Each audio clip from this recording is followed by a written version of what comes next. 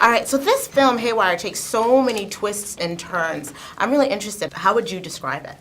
I think it's difficult to describe. It's a fight movie. I've always thought of it as being a fight movie. But it has a very complicated plot, and it has a very strong kind of espionage retro feel to it. You know, the music that Stevens used and the sequences of action that are edited without dialogue, and I don't know, there's this kind of 70s feel to it, which I really like. So he's taken what is, I suppose, a fight movie and he elevated it into something else, as he usually does with all his films. You know, you can't put your finger on, you couldn't say Steven Soderbergh is a action director or a drama director. He's just a great director, so. Agreed with that. Now, your character, Kenneth, plays opposite Mallory, and even with all of the action and all of the fighting and all the sequences in this film, you don't get to do much of that. I get a good fight with her at the end. At the very end, but was it really a fight? Did you really fight with her, or did you really, run from her?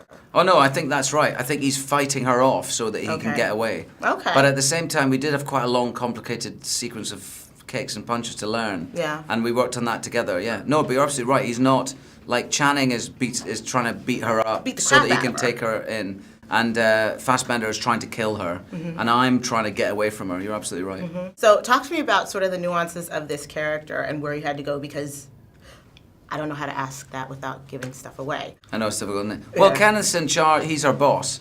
He has been in the military, probably known her in the military. When he leaves, he sets up a business taking his skills and the learning that he's got from the military to put it to use to make himself rich. And he hires soldiers who are coming out of the military, trains them, and sends them into difficult and dangerous situations for financial gain. And she is one of his operatives that he's hired. He's been in a relationship with her at some point, we know in the film, before the film starts. And he's a weak man in that he's putting other people into harm's way so that he can, for his own financial betterment, and there's something intrinsically weak about him. Gina's role, Mallory, could have been played by a man or a woman, and consistently in the past it's always generally played by a man. What do you think about sort of swapping that out and kind of the nuances of what a woman brought to this character in terms of like a strong, fighting, not wussy, kick-ass kind of badass? Well, kick-ass frankly, badass. I mean, non-wussy kick-ass badass. I mean, I'm so sick and tired of watching, you what? get the thing slapped out of your hand. It's very relevant today. We have female soldiers. We've got female fighter pilots. There's females all through the military nowadays. And in a world also of private military, where there are soldiers and operatives who are sent into situations for money, not for fighting for the government, but fighting for money, having a very strong, tough female will be very useful, especially in undercover situations where you're sending people in to be, like we see in the film, her and Michael Fassbender pretending to be a couple.